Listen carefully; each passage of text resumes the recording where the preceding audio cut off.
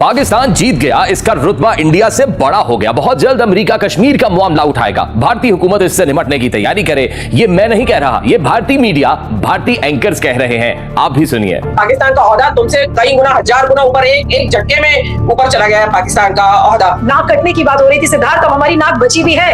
नाक रहेगी तो कटेगी ना, अब तो नाक ही नहीं है ऐसा लग रहा है। ये जो हमारे मुंह पर तमाचा पड़ा है पाकिस्तान के इस यश की वजह से, इसके लिए पूरी तरह से मोदी सरकार जिम्मेदार है। कश्मीर का मुद्दा बहुत सूनर और लेटर जो ट्रम्प है उसको उठाने वाला है। रिवॉर्ड तो देगा, कुछ क्या देगा रिवॉर्ड? वो कहेगा मैं तुम्हें रिवॉर्ड में कश्मीर देता हूं। दोस्तों, पाकिस्तान की दुनिया में इज्जत और पजीराई को बहुत से समझदार और अक्लमंद भारतीय मान रहे हैं, तो मेजर गौरव आर्या जैसे बहुत से जाहिल और बेवकूफ इस पर भी गुस्से से पागल हो रहे हैं और पाकिस्तान को इज्जत देने पर ईरानी हुकूमत को अपना दुश्मन करार दे रहे हैं। यानी भारत जिसे ईरान कभी अपना दोस्त मानता था, अब खुलकर ईरान दुश्मनों की सफ में खड़ा हो गया है, क्योंकि मेजर गौरव आर्या और मोदी हुकूमत की पॉलिसी एक ही है। तो आज की वीडियो में जरा इंडियन मीडिया के बड़े दिमागों का पोस्टमार्टम करते हैं, कुछ समझदार भारतीयों के ख्यालात आपको भी सुनवाते हैं। तो पहले जरा ये सुने कि गौरव आर्या किस तरह ईरान से नफरत का इजहार कर रहा है। कहता है कि इस्राइल हमारा दोस्त नहीं भाई है, मुझे ईरानी हुकूमत से नफरत है।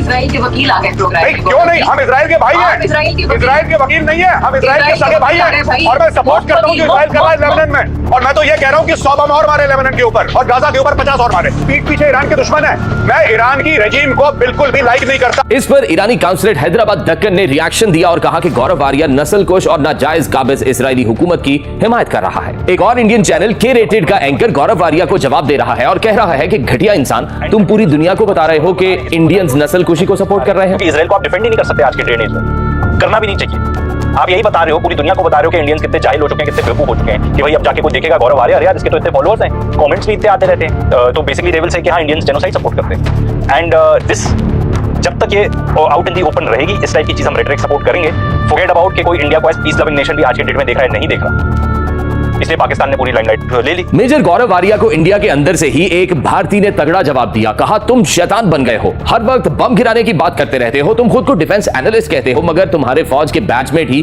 तुम्हें जोकर कहते हैं। जिस तरह का ऑपरेशन सिंदूर के टाइम पे आप रिपब्लिक टीवी पे, आपने तो क्लिप मालूम है आपको, जोकर बोलते हैं आपको, फूक डालो कराची को, फूक डालो, बस अब तो फौज पहुंच चुकी है, अब तो नेवी आपसे बस थोड़ा सा चाहिए, आप कराची के डॉग्स फूक डालो। पता नहीं क्या करते हो आप। आपके खुद के बैचमेट्स आपकी मजाक उड़ाते हैं। उन्होंने ये भी पूछा कि तुम इतने बड़े तजियाकार हो तो भारत में ही दिखते हो, आर्मी मीडिया पर, CNN वगैरह से किसी शो पर क्यों नहीं नजर आते? अगर आप इतने बड़े डिफेंस एनालिस्ट हो तो आपको वेस्टर्न मीडिया में क्यों नहीं बुलाया जाता? मैंने तो एक क्लिप नहीं देखी आज तक, आप दिखा दो फॉक्स पे, CNN पे, क्रिश्चियन आमनपुर के शो में, किसी के भी शो में, किसी के भी शो में।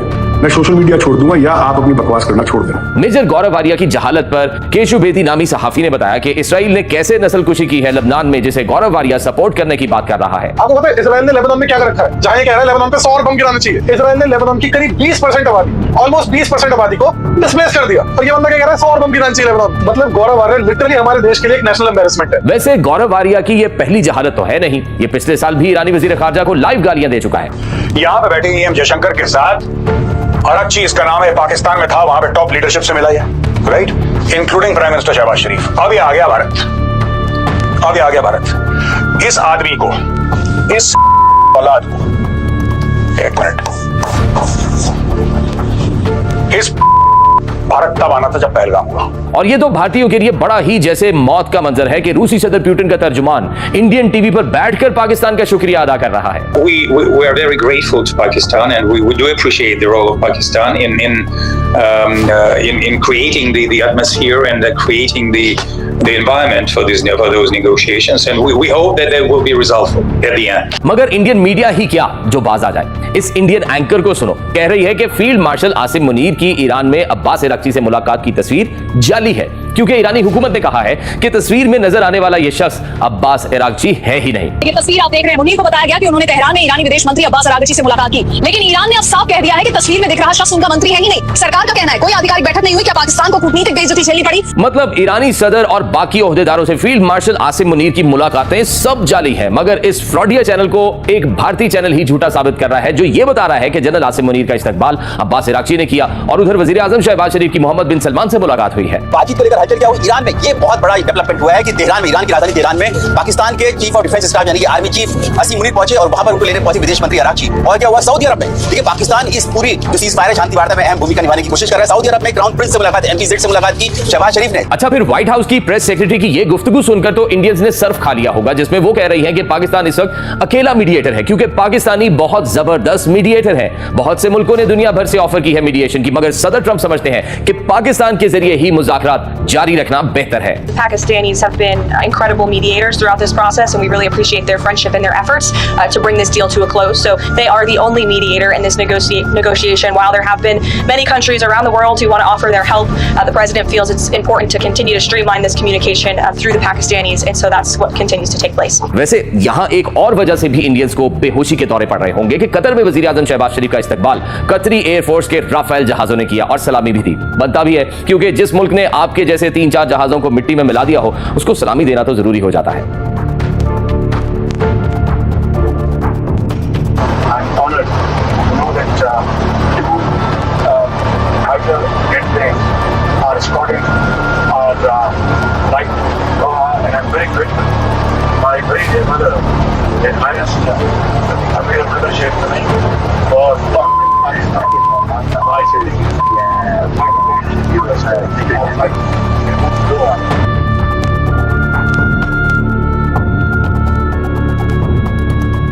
इस इंडियन सहाफी की बात सुने जो कह रही है कि ट्रंप पोप से लड़ाई कर सकते हैं, यूरोप को नाराज कर सकते हैं, मगर फील्ड मार्शल आसिम मुनीर पर उनका दिल बार बार ही आ जाता है। ट्रंप पोप से भिड़ सकते हैं, यूरोप को इंतजार करा सकते हैं, लेकिन पाकिस्तान के मुनीर साहब पर उनका दिल बार बार आ ही जाता है। इस सहाफी ने मजीद कहा कि लगता है ट्रंप का दिल अब वॉशिंगटन से ज्यादा इस्लामाबाद में लग रहा है। लगता है व्हाइट हाउस से ज्यादा ट्रंप का दिल अब इस्लामाबाद में लगने लगा है। फिर इस सहाफी ने यह भी कहा कि इस्लामाबाद में मुज़ाकरात का पहला दौर कामयाब नहीं भी हुआ, मगर ट्रंप को फील्ड मार्शल पर पूरा भरोसा है। मतलब भाई ट्रंप का भरोसा शायद नेटो पर कम और मुनीर साहब पर ज्यादा दिख रहा है। 21 घंटे की पहली मैराथन बातचीत बेनतीजा रही, लेकिन उसके बाद भी ट्रंप का मुनीर प्रेम कम नहीं हुआ। उन्होंने तो यहाँ तक कह दिया ही इज फैंटास्टिक। वैसे तो मेजर गौरव आर्या भी ये बात मान चुका है कि इन पीस टॉक्स का हीरो पाकिस्तान है। अब जनरल जेडी बख्शी भी मान रहा है कि इस्लामाबाद मुज़ाकरात दुनिया के लिए जरूरी है और ये आलमी अमन के लिए जरूरी है, और इस लड़ाई से बड़ा नुकसान भारत का हो रहा है। अभी भी ये बातचीत हो सकती है और सुलझाया जा सकता है, क्योंकि ये दुनिया के लिए जरूरी है। ये वैश्विक जो इकोनॉमिक ऑर्डर है उसके लिए जरूरी, उसकी तबाही कर रहे हैं डोनाल्ड ट्रंप, शामिल अपने देश को। और इस इंडियन एंकर को पहचानते हैं आप, जहालत की पीक पर पहुंची हुई है मैडम। कह रही हैं कि ईरान ने 66 अमेरिकी सिफारतकारों को यरगमाल बना लिया है और इसकी वजह से अमेरिका पर बड़ा सख्त दबाव है। इस पर इस एंकर को साथी बताता है कि 1979 के बाद से ईरान में अमेरिकी सिफारत खाना ही नहीं है, और यह वाकया 1979 का है। और ये मैडम इस वाकये को ब्रेकिंग बनाकर चला रही थी। कैरोलाइन लेविट ये दावा कर रही है कि ईरानी आतंकियों ने 66 अमेरिकियों को बंधक बना लिया है तेहरान में, और अब अमेरिका पर भी जबरदस्त दबाव। अंजना मैं एक चीज स्पष्ट कर दूं, 1979 के बाद से तेहरान के अंदर अमेरिका का दूतावास ही नहीं है। और 1979 की उस घटना का कैरोलाइन लेविट जिक्र कर रही थी कि किस तरीके से अमेरिका को आतंकित किया गया था, अमेरिकी दूतावास पर हमला किया गया था, और उसके बाद उन्हें वहां कैनेडियन हाई कमीशन में और स्विस एम्बेसी के अंदर शरण लेनी पड़ी थी। खैर, इस जाहिल एंकर ने एक शिया आलिम दीन से भी मुंह की खाई जब कहा कि मुश्तबा खामनाई आयतुल्लाह नहीं है। इस पर आलिम दीन ने तंज किया कि क्या तुम कोई व्हाट्सएप मैसेज पढ़कर सुना रही हो मुझे। अब भी उनके बेटे को मुश्तबा को जो बनाया जा रहा है वो आयतुल्लाह तो नहीं है, तो फिर कहेगा सिस्टम बेटे को चुन लिया, सिंपल है। ये आपको किसने व्हाट्सएप पे भेजा था कि वो आयतुल्लाह नहीं है? आप बताइए, किसी ने व्हाट्सएप पर नहीं भेजा है तो तमीज से बात कीजिए, ठीक है, तमीज से बात कीजिए ज़मीर अब्बास। वैसे इंडियन एंकर्स और इस फ्रॉडी बाबा में कुछ ज्यादा फर्क नहीं है, जो दूसरों को कहता है कि गाय का गोबर खाओ। जब एक शो में एंकर गाय का गोबर ले आता है और कहता है कि इसे खाओ, तो ये ड्रामेबाज फ्रॉडिया कहता है कि मुझे क्या पता कि ये देसी गाय का है या नहीं। मैं ना भैंस का गोबर खाता हूं और ना ही मिक्स नस्ल की गाय का, सिर्फ देसी गाय का गोबर खाता हूं। यानी अवाम को उल्लू बनाकर गोबर खाने और पेशाब पीने पर लगाकर खुद अयाशियां करते हैं। देसी गाय का गोबर ही शुद्ध है, लेकिन ऐसे देखकर पता नहीं चलता। ये पता चलता है उसकी भी गुण होंगे, पर वो यहाँ पे कहाँ लिबर्टी ले आए हम आपके बीच में। शुद्ध देशी गाय, भैंस का नहीं और जर्सी का नहीं, जर्सी का तो बिल्कुल नहीं, भैंस का तो बिल्कुल नहीं, केवल शुद्ध देसी गाय, वेद लक्षणा। ऐसा ही इंडियन एंकर करते हैं कि अपनी आवाम को हिंदू राष्ट्र पाकिस्तान के खिलाफ नफरत के नारों में लगाकर मुल्क के लिए मुश्किलात बर्दाश्त करने का दर्श देते हैं और खुद भारी तनख्वाहें लेकर ए स्टूडियोज में बैठकर एंजॉय करते हैं। मगर एक दिलचस्प कंपैरिजन हो रहा है कि इंडिया और पाकिस्तान में लगी दो तस्वीरों का। इंडियन सहाफी ये दोनों तस्वीरें दिखाते हैं। एक में इंडिया में होने वाले G20 समिट का पोस्टर है जिस पर मोदी की बड़ी सी तस्वीर लगी हुई है। दूसरी इस्लामाबाद टॉक्स का पोस्टर है जिस पर ना तो वजीर आजम शहबाज शरीफ की तस्वीर है और ना ही फील्ड मार्शल सैयद आसिम मुनीर की। तो इंडियन सहाफी कह रहे हैं कि इतनी बड़ी मीटिंग में भी पाकिस्तान ने कोई तस्वीर नहीं लगाई। उधर मोदी वैक्सीन मुहिम में भी अपनी तस्वीर लगाना नहीं भूलते। सोशल मीडिया पर लोग कह रहे हैं कि देखिए ये कितनी बड़ी मीटिंग होनी है, समझौता होना है जंग के बाद, लेकिन यहाँ पर किसी की तस्वीर नहीं लगाई गई, यानी प्रधानमंत्री या राष्ट्रपति की तस्वीर नहीं लगाई गई पाकिस्तान में। जबकि हमारे यहाँ प्रधानमंत्री कोई भी इवेंट करते हैं तो अपनी तस्वीर जरूर चिपका देते हैं, चाहे वो कोरोना के दौरान वैक्सीन लगवाना हो, वहां पर भी प्रधानमंत्री की तस्वीर रहती है। सोशल मीडिया पर लोग कह रहे हैं कि दो तस्वीरों में दो तरह का मैसेज है। और ये सवाल तो पाकिस्तानी तज्जियाकार हैदर हयात खान ने बिल्कुल ठीक किया है कि मोदी कहता है कि वो बायोलॉजिकल जिस्म से पैदा नहीं हुआ, तो फिर मोदी आखिर किस जानवर की औलाद है? तो वज़ीर आज़म ने कहा था कि मैं बायोलॉजिकल शरीर से पैदा ही नहीं हुआ, मुझे परमात्मा ने पता नहीं कौन सा बना के भेजा है, मेरे जैसा बंदा तो बायोलॉजिकल शरीर से पैदा ही नहीं हो सकता। तो मुझे बताओ वो जो बायोलॉजिकल शरीर से पैदा नहीं हुआ वो किसकी औलाद है? वो जो किसी इंसान के शरीर से पैदा नहीं हुआ आपका वज़ीर आज़म, वो किस जानवर की औलाद है?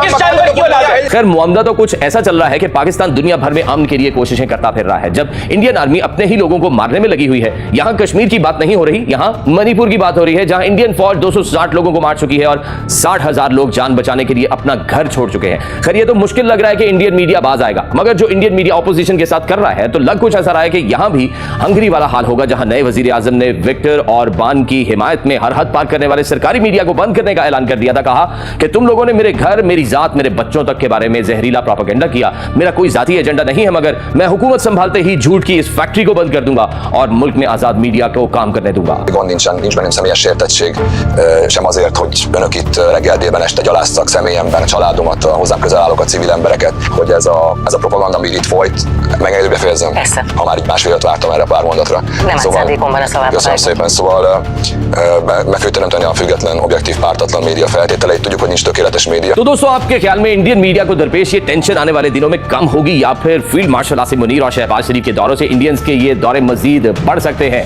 अपनी राय कमेंट्स में जरूर बताइएगा, वीडियो को लाइक और शेयर भी कीजिएगा। आपसे मुलाकात होगी अगली वीडियो में। टिल देन अल्लाह हाफिज।